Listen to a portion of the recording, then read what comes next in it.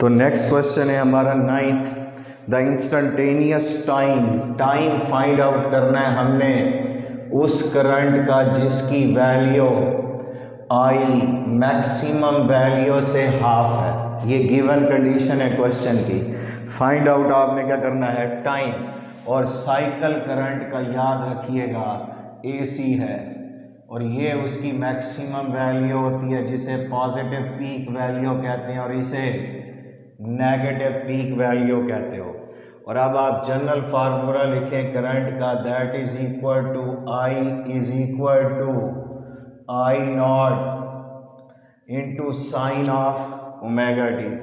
Condition ये है कि करंट की इंस्टेंटेनियस वैल्यू मैक्सिमम वैल्यू का हाफ है, that is equal to I naught over √2 is equal to I naught into sine of omega t. I naught से cancel out हो जाएगा और यहाँ से देखें ओमेगा टी की वैल्यू निकालें तो साइन ऑफ इनवर्स इंटू 1/2 और साइन ऑफ इनवर्स 1/2 इक्वल होता है 30, जिसे हम लिखेंगे π/3। और आप जानते हो omega is equal to 2 divided by capital T into small t, that is equal to π/3। Pi से कैंसिल आउट हो जाएगा और यहाँ ये 30 π/60 होता है तो ये आ जाएगा π/6,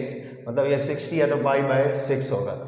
और ये sine of inverse 1/2 30 and 30 is equal to π/6। और यहाँ से t की वैल्यू फाइंड आउट करोगे आप तो capital T divided by 12, it is again in an option that is delta या D।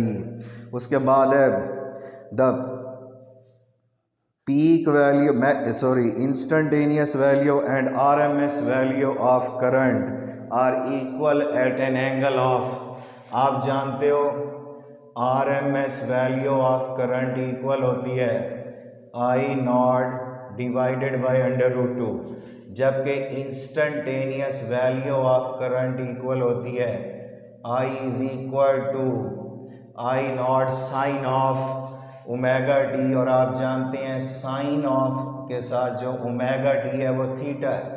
अगर मैं थीटा को 45 पुट करता हूँ तो I is equal to I naught into sine of 45 और साइन ऑफ 45 होता है 1/√2। तो देखें किस एंगल पर RMS वैल्यू और इंस्टेंटेनियस वैल्यूज इक्वल हुई हैं, that is a angle which is 45 और 45 का मतलब π/4 रेडियन। और ये है ऑप्शन नंबर गिवन आपकी in that is equal to 45। तो ये हो गए कंप्लीट MCQs। अब आ जाए ज़रा शॉर्ट क्वेश्चंस की तरफ। पहला है how does doubling the frequency, मैं शॉर्ट क्वेश्चंस की बात कर रहा हूँ कि कैसे फ्रीक्वेंसी को डबल करने से रिएक्टेंस ऑफ इंडक्टर पर इफेक्ट होगा। तो reactance of inductor is equal to 2πfL, but capacitor's reactance is equal to 1/2πfC। Question ये है कि फ्रीक्वेंसी को डबल कर दें तो new frequency becomes twice of initial frequency. तो अब होगा क्या, new reactance XL prime also doubles, क्योंकि फ्रीक्वेंसी के डायरेक्टली है लेकिन ये फ्रीक्वेंसी के इन्वर्सली है तो कैपेसिटिव रिएक्टेंस बिकम्स हाफ। ये फर्स्ट शॉर्ट क्वेश्चन हो गया। सेकंड है हाउ मैनी टाइम्स पर second will an incandescent lamp reaches its maximum brilliance when connected to 100 Hz source। आप जानते हो एक एसी साइकिल में करंट 2 टाइम्स मैक्सिमम वैल्यू पर पहुंचता है, 2 टाइम्स पर साइकिल। क्वेश्चन में फ्रीक्वेंसी है 50 हर्ट्ज। इट मींस 100 साइकिल्स, और 100 साइकिल मींस 100, एक साइकिल में कितनी दफा वो मैक्सिमम हुआ, 2 टाइम्स। तो 50 हर्ट्ज का मतलब है 50 साइकिल्स, तो 100 टाइम्स इन क्या होगा, इन 1 सेकेंड। तो 100 टाइम्स पर second the lamp reaches its maximum glow और ब्रिलियंस।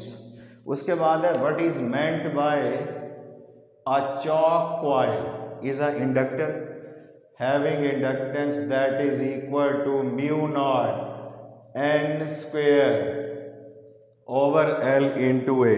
ये आपने 15 चैप्टर में पढ़ा है। तो देखें, ऐसा इंडक्टर जिसकी इंडक्टेंस नंबर ऑफ टर्न्स के बढ़ने से बढ़ती है, लेंथ के कम करने से भी बढ़ती है, और एरिया के बढ़ने से भी बढ़ती है। लेकिन ये याद रखें, रेजिस्टेंस होती है रो एल ओवर ए।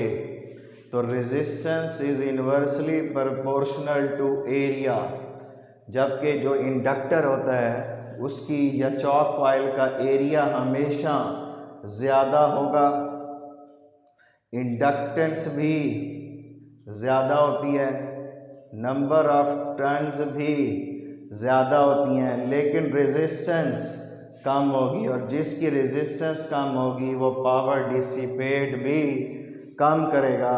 और अगर आइडियल इंडक्टर है तो उसका फेज एंगल करंट और वोल्टेज के दरमियान 90 होगा, और वो बन जाएगा cos of 90, that is equal to 0, power factor 0, तो पावर डिसिपेशन भी 0। इसलिए ये लिमिटाइज करने के लिए यूज होता है। उसके बाद 4th क्वेश्चन है why AC is preferred for DC for long distance transmission.